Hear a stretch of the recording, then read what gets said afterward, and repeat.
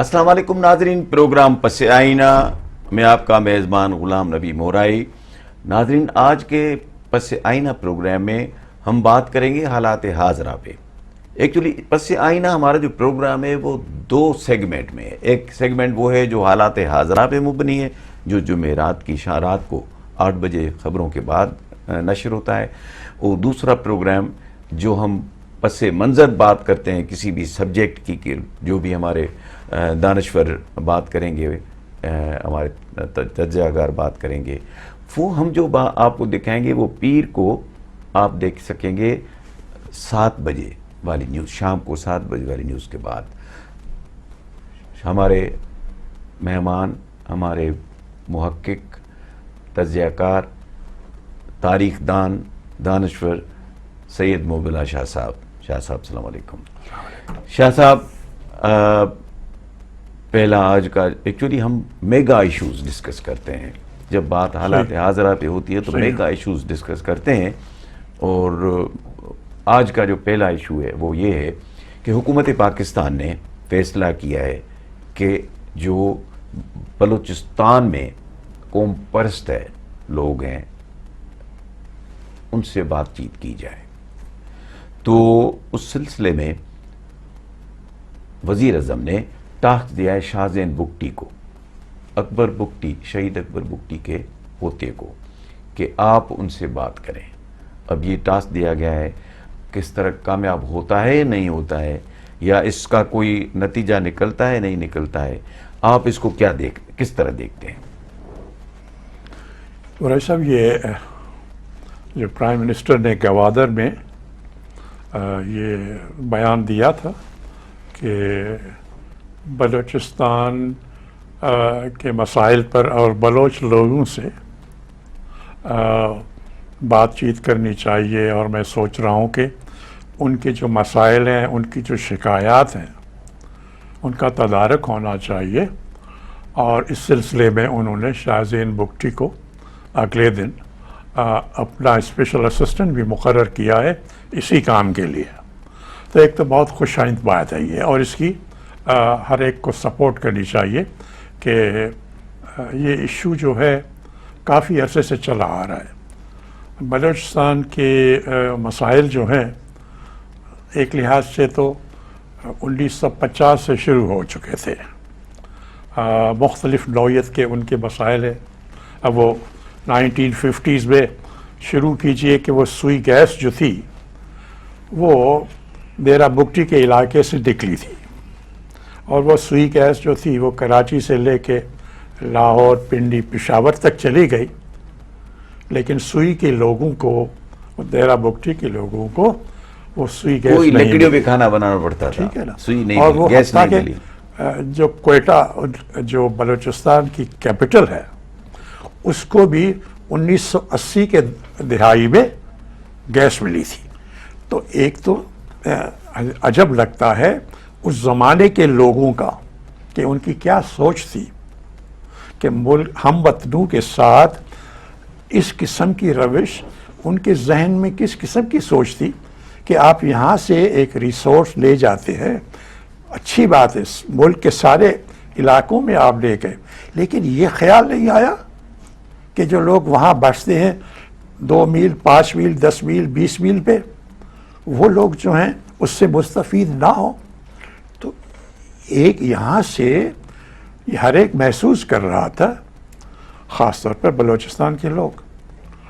تو یہ 50 کی دہائی سے یہ مسئلہ، اور یہ سوئی گیس کی ایک بڑی مثال ہے جو کافی عرصے تک لوگوں کو یاد دلاتی رہی کہ یہ نامنصفانہ قسم کی روش ہے۔ پھر 1960 کی دہائی میں ایوب خان کی حکومت تھی، اس میں اور بہت سے مسائل پیدا ہو گئے بلوچستان کے، یہ چلتا رہا۔ اور ابھی جو مسئلہ ہے آج کل، جو مختلف وقتوں میں کوشش ہوئی لیکن وہ زیادہ کامیاب نہیں ہو سکی، کئی وجوہات ہیں، اس کی بھی آتے ہیں اس پر۔ پھر یہ جو مسئلہ شروع ہوا یہ مشرف کے زمانے سے، خاص طور پہ وہاں سے جب انہوں نے مطلب یہ کہا جائے کہ اس پہ جو گاسلیٹ پھینکا گیا، آگ زیادہ بھڑکی، وہ مشرف کے زمانے سے. تو انہوں نے ایک تو عجب لگتا ہے ملک کے اپنے نواب اکبر بگٹی ہمیشہ پاکستان کے فیڈریشن کے حقوق میں بات کرتے رہے شروع سے ہی، ٹھیک ہے نا. تو ایک تو ملک کا صدر جو ہے ملٹری ڈکٹیٹر تھا، لیکن وہ پبلک ٹیلی ویژن پہ آ کے ان کو تھریٹ کر رہا ہے، اور اس کے بعد ان کو شہید کیا گیا وہاں پہ بلوچستان کے پہاڑی علاقوں میں. یہ عجب ہے کہ اپنے ملک کے لوگوں کے ساتھ، اور ایک ذمہ دار آدمی وہاں کا چیف منسٹر بھی رہا ہے، اور فیڈرل گورنمنٹ میں فیڈرل منسٹر آف اسٹیٹ بھی رہے ہیں کئی زمانے میں پہلے. تو اس سے یہ جو آگ تھی جو ایک لحاظ سے تھمی ہوئی تھی، ابھی بھڑک اٹھی. اور آج کل یہ اتنا عرصہ ہو گیا ہے، اب 15-16 سال ہو گئے اس بات کو. اب وہ اس سے اس آگ نے اتنا پھیلاؤ کیا اور اتنی وہ مشکلات پیدا ہو گئی، کئی لوگ باہر چلے گئے، اور جو اندر ہیں ان میں بھی یہ شکایات کا سلسلہ یہ چلتا رہا. پھر بیچ میں بھی مشرف کے بعد جو حکومتیں آئیں پیپلز پارٹی کی اور نواز لیگ کی، انہوں نے بھی کوشش کی تھی، لیکن کوئی بات چلی نہیں آگے، اور وہ اس کے بعد ابھی تک وہ مسائل جو ہیں وہ چل رہے. اب میں وہاں رہا ہوں، میں چیئرمین بلوچستان ڈیولپمنٹ اتھارٹی رہا، اور بلوچستان کے جو مختلف اہم احباب تھے، نواب اکبر بگٹی سے بھی تعلقات تھے، سلام دعا تھی. میں وہاں نصیر آباد میں رہا ہوں، اے پی اے، ان سے بھی، اور ظفر اللہ جمالی، دوسرے مختلف جو لوگ ہیں، بلیدیز ہیں یا اپنے مگسیز ہیں یا دوسرے اور لوگ ہیں. تو مختلف بلوچ لوگوں سے اچھے تعلقات رہے ہمیشہ، عزت والے. تو میں نے جو دیکھا کہ دو مسائل کی نوعیت جو ہے وہ دو قسم کی ہے. ایک تو وہ مسائل ہے جو عام لوگوں کے مسائل ہوتے ہیں، اسکول ہونے چاہیے، کلینک اور ہسپتال ہونے چاہیے، پینے کا پانی ہونا چاہیے، سلامتی ہونی چاہیے. اس قسم کے جو مسائل ہیں لوگوں کے، بجلی ہونی چاہیے، گیس ہونی چاہیے. تو ایک تو یہ عوامی سطح کے مسائل ہیں. دوسرے مسائل ہیں صوبے اور فیڈریشن کے تعلقات کیسے ہونے چاہیے، وہ دوسری نوعیت کے مسائل ہیں، اپر لیول کے. اب یہ دونوں لیول کے مسائل ہیں.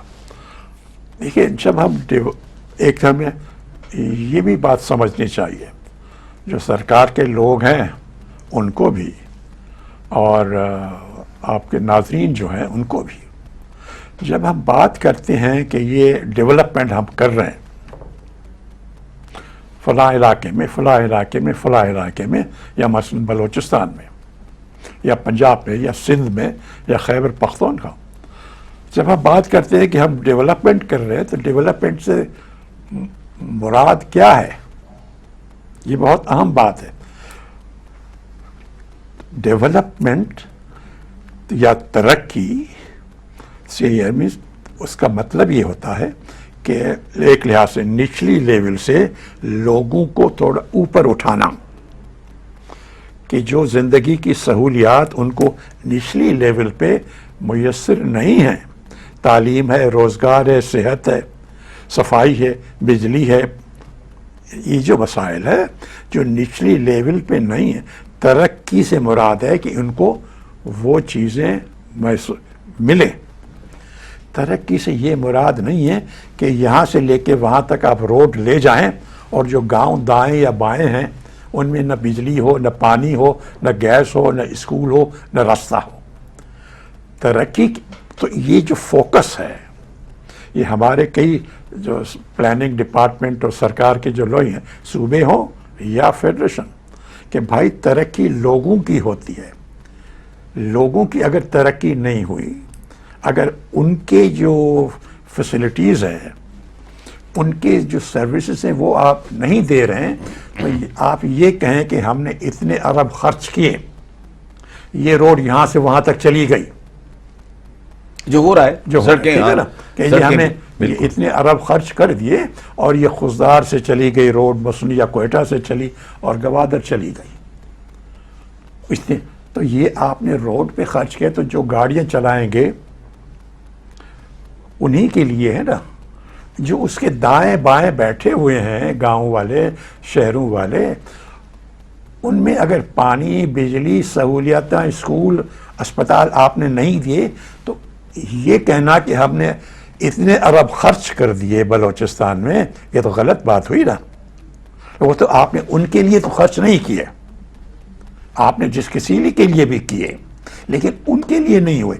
اس وجہ سے لوگوں میں وہ جو میں نے کہا کہ عوامی سطح پہ ایک تو یہ مسائل ہے کہ جب آپ ڈیولپمنٹ کی بات کرتے ہیں تو اس سے مراد ہو کہ لوگوں کی ترقی، ان کو فیسلٹیز ملے۔ شازین بکٹی کر پائیں گے صاحب دیکھنا ہوگا وقت میں۔ مختصر۔ دوسرا یہ ہے کہ صوبے اور وفاق کے درمیان بلوچستان میں جو پولیٹیکل ایشو ہے وہ یہ ہے کہ جی جو لوگ آ رہے ہیں اتنے، تو بلوچوں کو یہ خدشہ ہے کہ وہ منارٹی میں ہو جائیں گے، اپنے صوبے پہ ان کو حکومتی گورننس کا حق ان کا ختم نہ ہو جائے۔ یہ ایشو صوبے کے لوگ اور وفاق کے لوگ، ان کے گفتگو کرنی چاہیے کہ اس کا کوئی منصفانہ حل ہو۔ شاہ صاحب ایک وقفہ، ملتے ہیں ناظرین وقفے کے بعد۔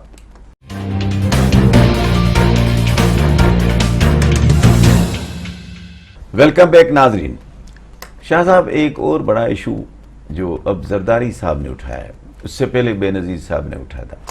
بے نظیر صاحب نے کہا تھا کہ لاڑکانہ کے وزیر اعظم اور لاہور کے وزیر اعظم میں فرق ہے۔ اب یہ تو فرق خیر نظر آیا، آج تک کسی کو پھانسی لگی تو وہ لاڑکانہ کا وزیر اعظم تھا، اور لاہور کے وزیر اعظم نے اس سے کئی گنا بڑے زیادہ جو لسٹ تھی جرائم کی یا الزاموں کی وہ زیادہ تھی، اس کو ریلیف دیا گیا، اس کو باہر بھیج دیا گیا سعودی عرب۔ تو ایک تو یہ اس نقطے پہ، اس کے بعد زرداری صاحب نے اب کل کہا ہے کہ جی نواز شریف، سوال کیا گیا ان سے کہ نواز شریف باہر ہیں ملک سے، وہ کب آئیں گے اور آپ یہاں کیا کر رہے ہیں، آپ کیوں نہیں جا رہے ہیں باہر؟ تو اس پہ زرداری صاحب نے کہا میرا ڈومیسائل کمزور ہے، اس کا ڈومیسائل مضبوط ہے۔ بات وہی ہے کہ پنجاب کا پرائم منسٹر، لاہور کا پرائم منسٹر لاہور سے تعلق رکھنے والا پرائم منسٹر اور لاڑکانہ سے تعلق رکھنے والے پرائم منسٹر کے درمیان جتنا ہے، میرا ڈومیسائل کمزور ہے۔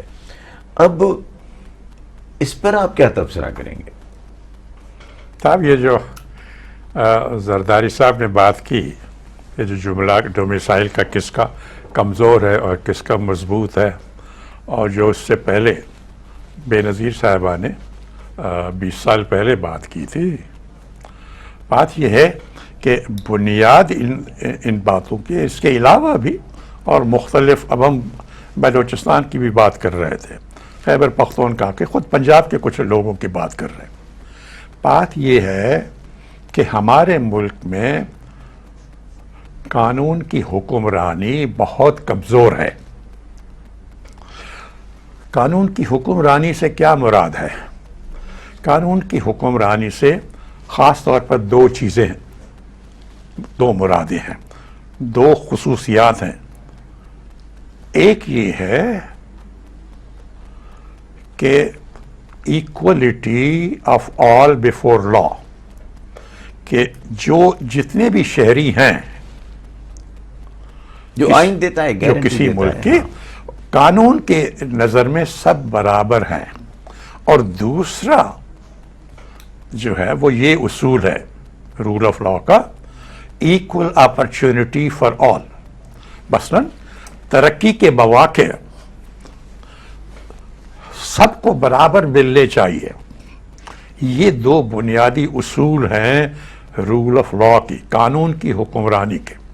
اچھا کہ بھائی سارے شہری ان قانون کی نظر میں سب برابر ہوں، چاہے ان کا مذہب کوئی بھی ہو، وہ کسی بھی فرقے سے تعلق رکھتے ہوں، کوئی بھی زبان بولتے ہوں، کسی بھی علاقے سے تعلق رکھتے ہوں، کسی بھی ضلع سے، اس میں یہ ڈومیسائل یا بے نظیر صاحبہ نے جو بات کی، اس کو اگر اس زاویے میں دیکھیں، ہمارے ملک میں قانون کی عملداری بہت کمزور ہے اور کافی عرصے سے کمزور ہے. اور دوسرا جو ہے اصول وہ وہی کہ ترقی کے مواقع سارے شہریوں کو یکساں ملنے چاہیے، اس میں ڈسکریمنیشن آپ نہ کریں، نیپوٹزم نہ کریں، فیورٹزم نہ کریں، نہ اس بنیاد پہ کہ ہمارے علاقے کا ہے یا میری زبان کا ہے یا میرے مذہب کا یا میری فرقے کا. یہ ہمارے ہاں بدقسمتی سے یہ پاکستان کے شروع کے پہلے سالوں سے یہ چلا آ رہا ہے، ڈسکرمنیشن. اور پاکستان کی ایک بڑی رسپیکٹڈ ایک خاتون ہیں جو رائٹر ہیں، عائشہ جلال صاحبہ، پروفیسر ہیں، ٹفٹ یونیورسٹی میں ہیں لاہور کی. اور ان کی کتاب ہے، انہوں نے بڑی خوبصورت سی بات کی. انہوں نے کہ بھائی یہ جو شکایتیں لوگ ابھی کرتے ہیں، یہ تو اس کی بنیاد تو پاکستان کے بننے کے فوراً ہی بعد ڈالی گئی ڈسکریمنیشن اور انیکوالٹی کی. فلاں میرے بندے ہیں، ان کو ٹریٹمنٹ، ان کے لیے فیسلٹی زیادہ ہوں، فلاں نے میرے بندے نہیں ہیں، آپ ان کو پیچھے رکھو تاکہ وہ نیچے ہی رہیں اور اوپر اٹھنے کے مواقع نہ ملیں. اسی طرح اب آپ ایک اور بھی بات بتاؤ جس پہ دکھ بھی ہوتا ہے، لیکن یہ ضروری ہے کہ جو متعلقہ لوگ ہیں ان کو بھی اس بات کا احساس ہونا چاہیے. دنیا میں جس طرح ٹرانسپیرنسی انٹرنیشنل ہے نا، جو سارے ملکوں میں ایک چیک کرتی رہتی ہے کہ کس میں کرپشن کس ملک میں زیادہ ہے کس میں کم ہے، اسی طرح ایک اور ادارہ ہے جس کو کہتے ہیں ورلڈ جسٹس رپورٹ. وہ ساری دنیا میں جتنے مختلف ممالک ہیں ان میں قانون کی حکمرانی اور انصاف دینا، وہی قانون کی حکمرانی سے وہی مراد جو ہم نے پہلے دو باتیں کی کہ جو دو اصول ہیں، equal treatment of all before law and equal opportunities for all, برابری کے حقوق اور برابری کے ترقی کے مواقع. تو انہوں نے یہ ورلڈ جسٹس رپورٹ جو پچھلے سال 2020 کی آئی ہے، اس میں یہ بھی ہمارے لیے ضروری ہے کہنا تاکہ جو لوگ متعلقہ ہیں ان کو احساس کرنا چاہیے. اس میں جو دنیا کے سب سے لیٹر سے انہوں نے 128 ملکوں کی انہوں نے تجزیہ کیا ہوا ہے جوڈیشل سسٹم پہ. 128 ممالک میں کہ جی سب سے بہتر رول آف لا کی عزت کہاں پہ کی جاتی ہے، کہاں رول آف لا پہ عمل کیا جاتا ہے، پھر کم پر کم. دنیا کے جو سب سے کم 10 ممالک جو ہیں جہاں پہ سب سے زیادہ قانون کو بریک کیا جاتا ہے یا جس میں سب سے کم حکمرانی قانونی کی حکمرانی ہے کم ہوتی ہے، 128 میں سے پاکستان کا نمبر انہوں نے دیا ہے 121. ٹھیک ہے صاحب، ہم سے 120 ممالک ہم سے اوپر ہے، جس میں تقریباً سارے ایشیا کے ممالک، سارے یورپ کے ممالک، نارتھ امریکہ. اب ہم آئے ہیں جو افریقہ کے برے میں برے ممالک، افریقہ کے بھی کئی ممالک ہم سے آگے ہیں. نائجیریا ہم سے آگے ہے، کینیا ہم سے آگے ہے، زمبابوے ہم سے آگے ہے، گھانا ہم سے آگے ہے، ساؤتھ افریقہ ہم سے آگے. یہ ایشیا کے تو ہیں. بات یہ ہے کہ ایک اور لحاظ سے بھی دیکھو، جناح صاحب کو اور لوگ کچھ بھی کہیں، ایک سب سے بڑی خصوصیت اور ان اختلافات ہو سکتے ہیں. ایک سب سے بڑی خصوصیت ان کی یہ ہے کہ وہ ہمیشہ رول آف لا کو بندے رہے, ہمیشہ رول آف لا کہتے رہے. تو جس ملک کا جو فاؤنڈر ہے, جس نے ساری عمر اپنی رول آف لا کہتے ہوئے بولی اور اسی پہ اس نے عمل کیا, ہم نے اس کو فیئر ٹریٹمنٹ دی. صاحب Sorry to say this. ہم نے اس کو فیئر ٹریٹمنٹ دی. اس کو ٹی بی ڈکلیئر ہوئی تو ہم نے کوٹا زیارت بھیج دیا, اس کا علاج کرانے انگلینڈ بھیجتے, اس کو ہم نے کیا یہ بھی حقیقت ہے بالکل. بلکہ اس کو قانون کی حکمرانی ملی, اس کو نہیں ملی نا, اس کی زندگی اسی کے اپنے وزیر اعظم لیاقت علی خان سے اختلافات ہو گئے نا. ان کو تو آپ کتاب پڑھ لیں, کئی کتابیں ہیں, خاص طور پر وہ کتاب جو ان کے جو معالج تھے لاہور کے جو کالج ہے اپنا میڈیکل کالج, اس کے جو پرنسپل تھے وہ ان کے زیارت میں اور کوئٹہ میں معالج تھے, ڈاکٹر تھے ان کے پرسنل فزیشین. اور ان کی کتاب ہے ایک, انہوں نے لکھی, کیونکہ کیا اس کی کتاب ہے last days with Quaid Azam اس قسم. تو اس میں ذکر کیا ہے انہوں نے کہ کس طرح قائد اعظم نے وہ بہت ہی نا امید ہو گئے تھے کہ ان کے جو وزیر اعظم جس کو انہوں نے خود سلیکٹ کیا, وہ جو بنیادی اصول ہیں ان کے, ان سے وہ اپنے پولیٹیکل مقاصد کے لیے انہوں نے جناح صاحب سے اختلافات کیے. اب وہ بیمار آدمی تھا اور وہ تو یہ بھی لکھتا ہے کہ جناح صاحب نے ان سے ملنے سے بھی انکار کر دیا تھا جب وہ آئے تھے ان سے ملنے. کہ تو بات یہ تھی کہ جو اس ملک کا فاؤنڈر تھا اس نے ساری عمر رول آف لا کو کی عزت اور اسی پہ عمل کر کے گزارا. اب وہی ملک, اس کو ہم 70 سال کہاں لے آئے ہیں کہ جو دنیا کے 10 ممالک ہیں جس میں کم سے کم رول آف لا کی رسپیکٹ کی جاتی ہے, اس میں ہم آ جاتے ہیں پاکستان. اب اس میں کون ہے ذمہ دار؟ 3 قسم کے ادارے ہیں. ایک تو جو لا میکنگ باڈی ہے, پارلیمنٹ ہے یا صوبائی اسمبلیاں ہیں, یہ لا میکنگ باڈیز ہیں, ان کی ذمہ داری ہے ایک پہلی. دوسری عدالتیں ہیں جو قانون کو انٹرپریٹ کر کے اور ججمنٹ فیصلے دیتی ہیں. اور تیسرے لا انفورسمنٹ کی جو ایجنسیز ہیں, پولیس ہے یا اسی قسم کے جو ادارے ہیں. یہ 3 ادارے ہیں, ان کو غور کرنا چاہیے یا جو بھی سربراہان ہیں کہ یہ تو دیکھیں کہ یہ ملک جس کا فاؤنڈر رول آف لا کہتے گیا, اب ہم نے اس کو ایسا کیا ہے کہ دنیا کے سب سے کم ممالک جس میں رول آف لا کی عزت ہوتی ہے وہاں لے آئے ہیں. تو یہ 3 اداروں کے جو سربراہان ہیں ان کو دیکھنا چاہیے کہ یہ ملک, یہ نام جو اس قسم کی جو پوزیشن ہے وہ ملک کے لیے شرمندگی کے باعث ہے.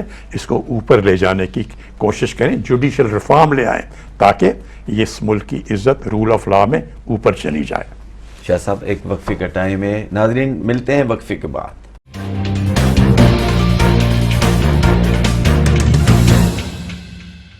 ویلکم بیک ناظرین. شاہ صاحب اب بات کرتے ہیں جو میرے خیال میں بڑی کم ڈسکس ہوتی ہے پاکستان میں. ایشو ہے کہ سعودی عرب, یو اے ای اس کی بیبی تھی سعودی عرب کی, اور سعودی ڈکٹیٹ کرتا تھا پوری مڈل ایسٹ میں. یو اے ای نے جب اکنامک ڈیولپمنٹ کر لی اور کچھ اپنی جان پکڑی سسٹم انہوں نے اور ملک کو بنایا اپنے, خاص طور پہ دبئی ایک اکنامک ہب بنایا, تو اس کے بعد ان کے آپس کے رائیولریز دیکھنے میں آ رہی ہے, اور کچھ سعودی ایکشن لے رہا ہے, کچھ اسٹیپس لے رہا ہے, کچھ جواب میں دبئی والے یو اے ای والے اسٹیپس لے رہے ہیں. اب اس پوری تگ و دو میں, ٹگ آف وار میں یا اس کنفلکٹ میں کیا بنے گا, کیا ہوگا؟ صاحب یہ ہے بہت ہی بہت اہم ایشو ہے، اور ہمارے پڑوس میں یہ ڈیولپ ہو رہا ہے۔ ان دونوں ممالک سے تعلقات ہمارے شروع سے بہت اچھے رہے ہیں۔ عوامی سطح پہ بھی ہمارے کئی لاکھوں لوگ وہاں کام کرتے ہیں، اور حکومتی سطح پہ بھی بہت اچھے تعلقات رہے ہیں۔ اب یہ بات آپ نے بالکل صحیح کہی کہ پچھلے کچھ عرصے سے ان دونوں کے درمیان ایک مقابلہ سا پیدا ہو گیا ہے، رائیولری ہو گئی ہے، اور کئی ایسے اقدام لیے ہیں دونوں نے جو پہلے تصور نہیں کیے جاتے تھے۔ اور بالکل صحیح کہا، جیسے کہ یہ جو گلف کے جو 6 ممالک ہیں، سعودی عرب ہے، یو اے ای ہے، عمان ہے، بحرین ہے، قطر ہے، کویت ہے، ان 6 ممالک کی ہے گلف کوآپریشن کونسل GCC۔ اب ان سب میں سعودی عرب کی پوزیشن بڑی ڈومیننٹ ہے، بڑا ملک ہے، سب سے بڑی دولت تیل کی وہاں پہ ہے، ایریا سائز یہ وہ، سو اس وجہ سے ہسٹوریکلی اب یہ ہوا کہ پچھلے 2-3 سال سے، وہ بالکل صحیح وجہ وہی ہے کہ اب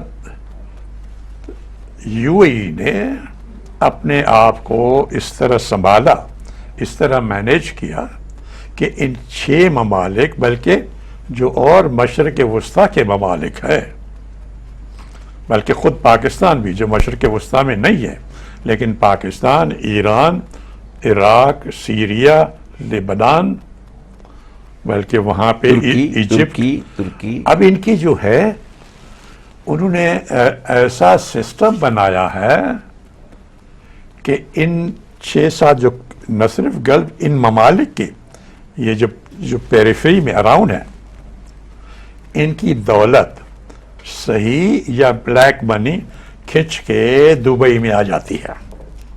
پاکستان ہو، ایران ہو، عراق ہو، سیریا ہو، لبنان ہو، ایجپٹ ہو، پھر انہوں نے اس انداز سے کیا ہے کہ اس کو ریجنل ٹورزم کا بھی ہب بنایا ہے، اور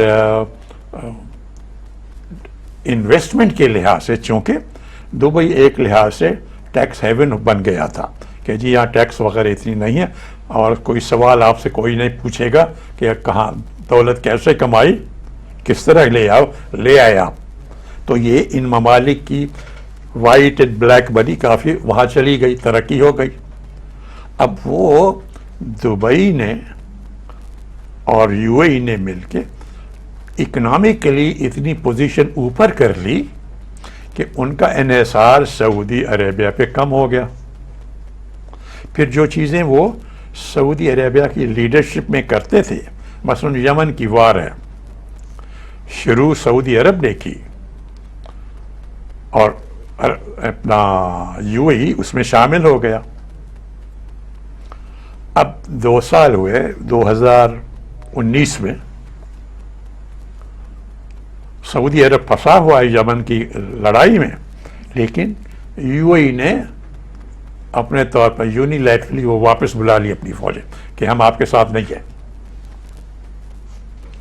اب سعودی عرب نے ایک قانون بنایا کہ جی جو کمپنیاں اپنا ریجنل ہیڈ کوارٹر سے صرف نیشنل ہیڈ کوارٹر نہیں سعودی عرب، بلکہ گلف کے جتنے 6 ممالک ہیں، اگر ان کا ریجنل ہیڈ کوارٹر آپ نے سعودی عرب کے شہر میں نہیں رکھا تو سعودی عرب اس کمپنی کو ٹھیکہ نہیں دے گا۔ اب سعودی عرب اربوں روپے کے ڈالرز کے ٹھیکے دیتا ہے مختلف چیزوں کے، نئے شہر بناؤ، سائنس اینڈ ٹیکنالوجی، آئل اور انرجی ریلیٹڈ مختلف چیزوں میں۔ تو انہوں نے کہا جی اب یہ ڈائریکٹلی یہ چیز لگتی ہے دبئی کو۔ اس وقت تو دبئی ہے ریجنل ہیڈ کوارٹر، ساری کمپنیاں ان کا ہیڈ کوارٹر دبئی ہے، بزنس ادھر بھی کرتی ہیں۔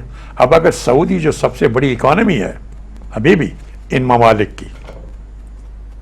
وہ کہتا ہے کہ جب تک آپ ہمیں یہاں پر ریجنل ہیڈ کوارٹر نہیں کریں گے سارے گلف کا, آپ کو ہم ٹھیکہ نہیں دے دیں, آپ بزنس نہیں کر سکتے ہمارے یہاں. اب یہ سب سے بڑا دھچکا لگے گا دبئی کو, یو اے ای کو. پھر سعودی عرب نے ایک اور فیصلہ کیا کہ بھائی ہم ایسی کوئی چیز امپورٹ نہیں کریں گے جس میں 25% جو ہے لوکل کنٹینٹ نہ ہو. ہمارے جو گلف کے ممالک ہیں, اب وہ جبل علی میں ان کا ایکسپورٹ پروسیسنگ زون ہے یو اے ای کا. ایکسپورٹ پروسیسنگ زون میں باہر کی کئی کمپنیاں ہیں جو ساری چیزیں باہر سے لاتی ہیں. یو اے ای کی اپنی چیزیں تو کوئی اتنی ہیں نہیں نا, وہ باہر سے آتے ہیں اور وہاں اسمبل کرتے ہیں, وہاں مینوفیکچر کر کے پھر ایکسپورٹ کرتے ہیں.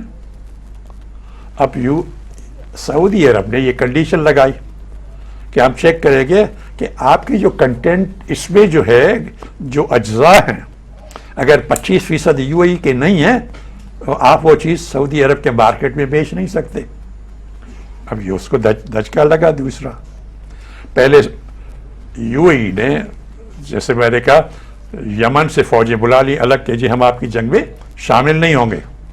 اب پچھلے ہفتے پھر اوپیک کی میٹنگ ہوئی, جو آئل پروڈیوسنگ کنٹریز ہے, اس میں سعودی عرب کی اور باقی کئی ممالک تھے جو آئل ممبرز تھے اس کے. ان کی یہ کوشش تھی اب جیسے کووڈ ہے, اب آہستہ آہستہ کووڈ-19 کا اثر کچھ کم آ رہا ہے, تو اکانومیز اوپر جا رہی ہیں, دنیا میں اوپر جا رہی ہیں, تو اس کا مطلب ہے کہ تیل کی ڈیمانڈ بڑھ رہی ہے.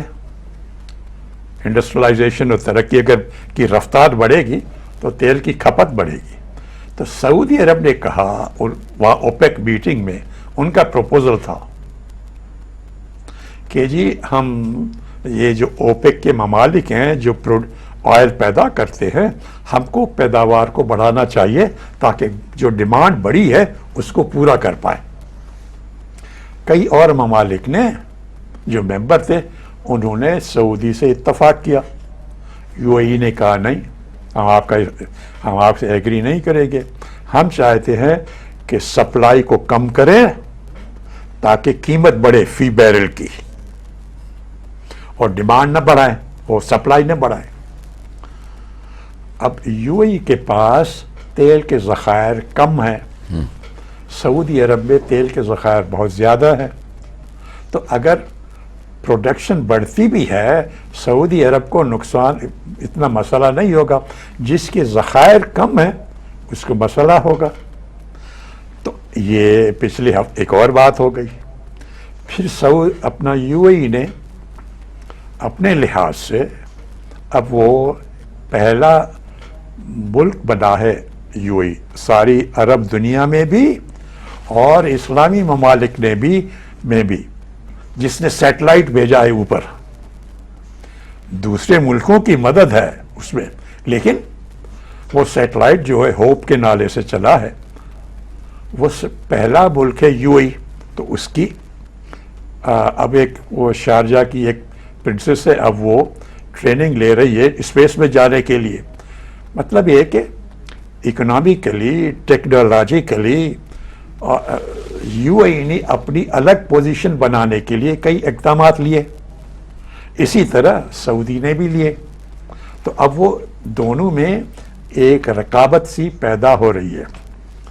اب آیا یہ اسٹیٹسمین شپ کا کہ ان کی ٹیسٹ ہوگی اب دونوں لیڈرز کی, آیا اختلافات کو کسی طرح کم کر سکتے ہیں, کوئی ایگریمنٹ ہو سکتا ہے دونوں کے درمیان, یا یہ اختلافات اور بڑھیں گے.